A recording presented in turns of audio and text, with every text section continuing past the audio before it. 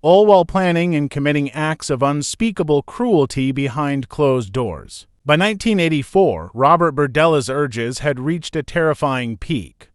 His first known victim was 19-year-old Jerry Howell, a young man who had worked for Berdella on occasion. Berdella lured Howell to his home with the promise of friendship and drugs.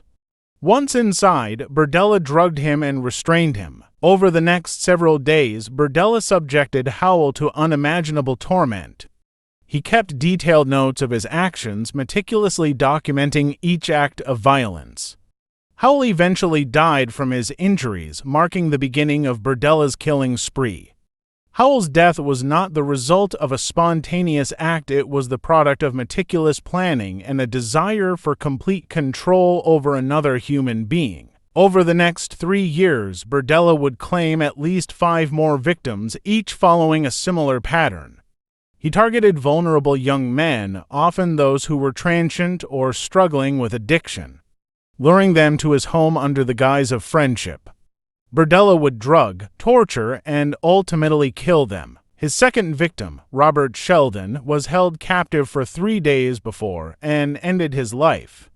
Then came Mark Wallace, James Ferris, Todd Stoops, and Larry Pearson, each of whom met a similarly horrific fate.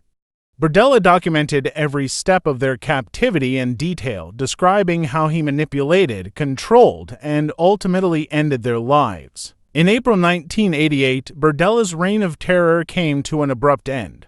His final victim, Christopher Bryson, managed to escape after days of captivity.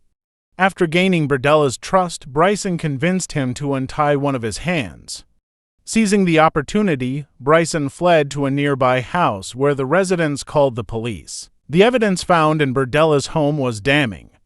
Police discovered hundreds of photos of his victims, as well as notebooks detailing their torture.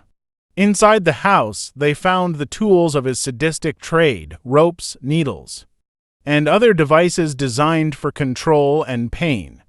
The sheer amount of evidence left no doubt that Berdella was responsible for multiple murders. Robert Berdella was arrested and charged with multiple counts of first-degree murder. In court, Berdella initially showed little remorse, pleading guilty in exchange for avoiding the death penalty.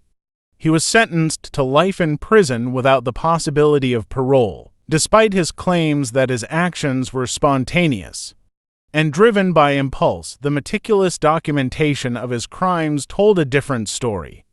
Berdella's obsession with control and dominance over his victims was evident in every detail.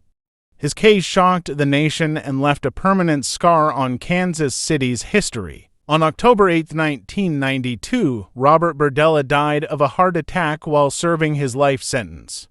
Though his death marked the end of his physical presence, the psychological impact of his crimes lingered long after. Berdella's home, a place of unimaginable horror, was demolished in 1993.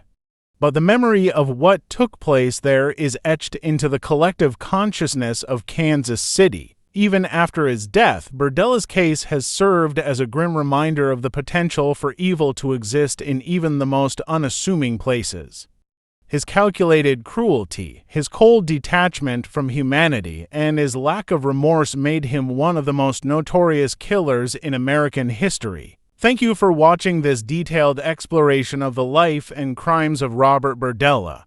His story is a chilling reminder of the darkness that can hide behind the mask of normalcy. If you found this documentary informative, please like, share, and subscribe to the Criminal Department channel for more in-depth stories about the most notorious criminals in history. Stay vigilant, stay safe, and remember, understanding the past helps us safeguard the future.